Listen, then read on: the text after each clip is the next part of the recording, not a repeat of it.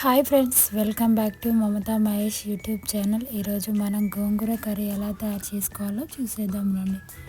Stove పైన కడాయి పెట్టుకొని దాంట్లో ఆయిల్, జీలకర్ర, ఆవాలు, శనగపప్పు, మినప్పప్పు, ఎండుమిర్చి, పచ్చిమిర్చి, అలాగే ఆనియన్స్ వేసుకొని కలుపుకొని ఫ్రై చేసుకోవాలి. అవి ఫ్రై అయిన తర్వాత వెల్లుల్లి, కరివేపాకు వేసుకొని ఫ్రై చేసుకోవాలి.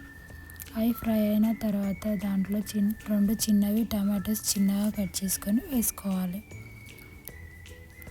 టమాటోస్ మెత్తగా ఉడకడానికి పసుపు, ఉప్పు వేసుకొని కలుపుకొని లో ఫ్లేమ్లో పెట్టుకొని ఉడికించుకోవాలి. మధ్య మధ్యలో కలుపుతూ ఉడికించుకోవాలి.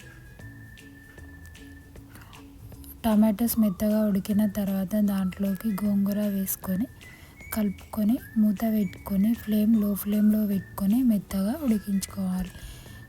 ఒక 5 minutes ఉడికించుకోవాలి. మధ్య మధ్యలో మూత పెట్టుకొని కలుపుకొని మధ్య మధ్యలో కలుపుతూ ఉడికించుకోవాలి.